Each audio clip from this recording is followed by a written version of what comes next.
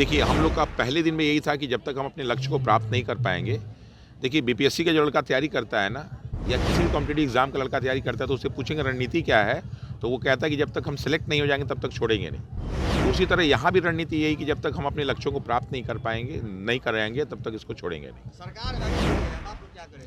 सरकार हमारी है, अगर सरकार अड़ी है तो हम भी अड़े हैं, सरकार हटेगी तो हम भी हटेंगे, नहीं हटेगी तो फिर 2018 यही अफसोस है कि सरकार की तरफ से जो लोग आए भी उनके पास ये अथॉरिटी नहीं थी कि डिसीजन ले सकें। बीपीएससी अभ्यर्थियों के द्वारा लगातार बीपीएससी 17वीं परीक्षा रद्द करने की मांग की जा रही है। बता दें कि यह मांग लगभग पिछले 1 महीने से की जा रही है। जब अभ्यर्थी सड़कों पर आकर के आयोग का विरोध करना शुरू किया, तब से लगातार उनके साथ एक कारवां जुड़ता गया। कई शिक्षक जो हैं, बिहार के प्रसिद्ध शिक्षक जो हैं, उनके समर्थन में भी सामने आकर के बैठ गए थे, लेकिन पुलिस के दबिश के कारण कई शिक्षकों को आंदोलन के बीच में ही शामिल होने से रोक दिया गया था कि एक बार फिर से अब आंदोलन को तेज करने के लिए पटना के और बिहार के जाने माने शिक्षक रवेंदु सर एक बार फिर से धरना स्थल पर पहुंच गए हैं और उन्होंने इस पूरे आंदोलन को लेकर के क्या कुछ कहा है, आइए सुनाते हैं। हम लोग कल के एग्ज़ाम के लिए नहीं बैठे, हम लोग पूरे एग्ज़ाम के लिए बैठे हुए हैं। वो तो बीपीएससी का एग्ज़ाम बात हो रही थी, हम लोग के एग्ज़ाम जो है पूरा री एग्ज़ाम जो 9 से 11 सेंटर है वो, और प्लस इन्होंने जो 22 सेंटर बनाया था उसको हम लोग चाह रहे हैं कि पूरी तरह कैंसिल होके सिर्फ री एग्ज़ाम ही ना हो, जो अनियमितताएं हैं उसकी भी चेकिंग होनी चाहिए। हम लोग के कुल मिला के 5 मुद्दे हैं और हम लोग ने पहले दिन भी कहा था कि जो दिन बढ़ेंगे मुद्दे बढ़ते जाएंगे, क्योंकि समस्याएं बढ़ेंगी और समस्याएं बढ़ेंगी तो मुद्दे भी बढ़ेंगे।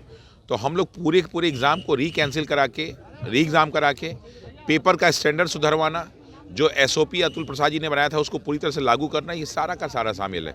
अब तो इसमें ये हो रहा है कि जो बिहार दरोगा है, बिहार एसएससी है, 10+2 है, जिन बच्चों का फॉर्म छूट गया था उन सबको भी इसमें शामिल करना है, क्योंकि समस्या एक नहीं, समस्या बहुत सारी हैं, लेकिन हमारे पास संख्या कम थी, लोग कम थे, तो हम लोग बातों को वहाँ तक पहुँचा नहीं पा रहे थे। लेकिन अब क्या है कि बहुत सारी चीज़ों को शामिल करके हम लोग चाहते हैं कि एक बार में ही सारी व्यवस्था सही हो जाए तो बेहतर है। आप शिक्षक हैं सर, आप स्टैंडर्ड समझते हैं बीपीएससी के कैसे स्टैंडर्ड हैं?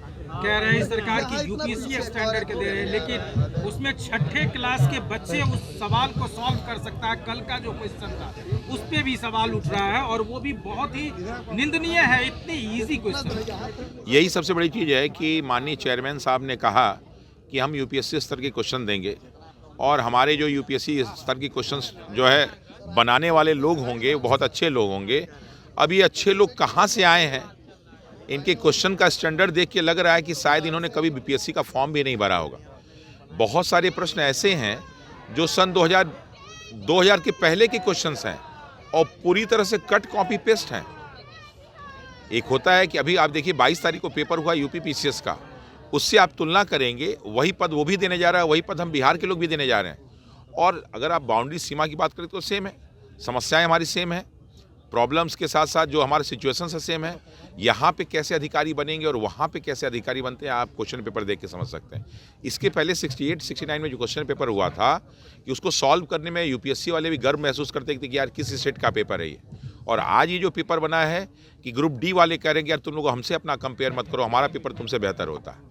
तो ये शर्म है, उन्होंने पूरे बिहार की मर्यादा को, बीपीएससी की मर्यादा को बहुत नीचे गिरा दिया है। ये हम लोग के लिए शर्म की बात है। रमांशु सर, आप शुरू से इस प्रोटेस्ट में पहले दिन से शामिल हैं, फिर आखिर आपकी दूरियां क्यों देखी गई कुछ दिनों से? क्या प्रशासन के द्वारा कोई दबाव दिया गया था आप तमाम शिक्षकों के ऊपर? देखिए, प्रोटेस्ट नहीं था, रिक्वेस्ट है। प्रशासन अपना काम करता है कि जब भी इस तरह की कोई गैदरिंग हो तो उसको ख़त्म करें। प्रशासन जो है सरकार के लिए काम करती है, और सरकार के अगेंस्ट में कुछ भी काम हो रहा हो तो स्वाभाविक है प्रशासन हमारे विरुद्ध होगी। निश्चित रूप से 2-3 घटनाएं ऐसी घटी जिससे बहुत सारे केस हम लोग पे हुए। हम लोग थाने गए, कोर्ट गए, और फिर माननीय कोर्ट ने हम लोग को जो है डिसीजन हम लोग के पक्ष में दिया और हम लोग को कंडीशनल बेल मिला। तो कंडीशनल बेल में कुछ कंडीशंस होते हैं कि आप ये कर सकते हैं, ये नहीं कर सकते हैं। हम लोग का मेन उद्देश्य है कि सरकार के अगेंस्ट में ना बोलें, तो हम लोग सरकार के अगेंस्ट में भी नहीं बोल रहे हैं, हम लोग जो भी कमियाँ उनके बारे में बोल रहे हैं। तो उसके कारण मैं जो है मीडिया से दूर था, अपने घर पर था। सर, अब आगे आप लोगों की क्या कुछ रणनीति होगी? सत्याग्रह किस तरह कब तक जारी रहेगा?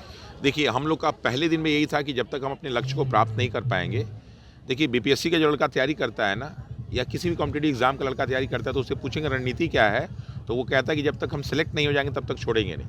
तो उसी तरह यहाँ भी रणनीति यही कि जब तक हम अपने लक्ष्यों को प्राप्त नहीं कराएंगे तब तक इसको छोड़ेंगे नहीं। सरकार अड़ी हुई है, अब आप लोग क्या करेंगे? सरकार हमारी है, अगर सरकार अड़ी है तो हम भी अड़े हैं, सरकार हटेगी तो हम भी हटेंगे, नहीं हटेगी तो फिर 2018। सरकार की तरफ से कोई आया है अभी तक बात करने? नहीं, यही अफसोस है कि सरकार की तरफ से जो लोग आए भी उनके पास ये अथॉरिटी नहीं थी कि डिसीजन ले सकें, सिर्फ नाम मात्र के लिए आए। सर, अभी आपने कहा कि पहले हमारी संख्या कम थी, तो क्या माना जाए कि पीके के आने से आपका जो सत्याग्रह है ये काफी मजबूत हुआ?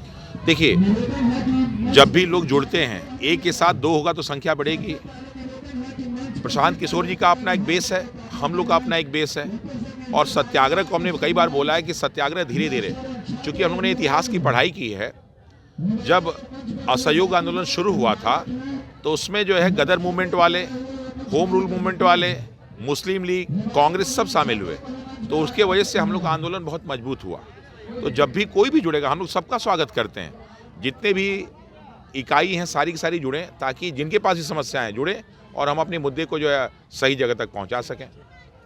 जैसा कि आपने सुना, रामेंदु सर ने सीधे तौर पर कहा है कि पुलिस के द्वारा दबिश दी गई थी, जिसके कारण हमारे ऐसे कई शिक्षक जो हैं इस आंदोलन से कुछ दिनों के लिए अलग हो गए थे, लेकिन अब एक बार फिर से हम लोग यहाँ पे शामिल हो गए हैं। अब हमारे साथ और भी राज्य के जो युवा हैं, जो छात्र हैं, वो जुड़ेंगे और हमारा आंदोलन जो है इस बीपीएससी के खिलाफ ही नहीं, इन बिहार में होने वाले तमाम प्रतियोगिता परीक्षा के खिलाफ होगी और सरकार को झुका करके दम लेंगे। जिस तरह से आंदोलन पिछले 19 दिनों से जारी है, आगे भी ये जारी तब तक रहेगी जब तक सरकार हमारी मांगों को पूरी नहीं कर लेती है। सहयोगी अनिल के साथ ज्ञानेंद्र वर्मा, दर्श न्यूज, पटना।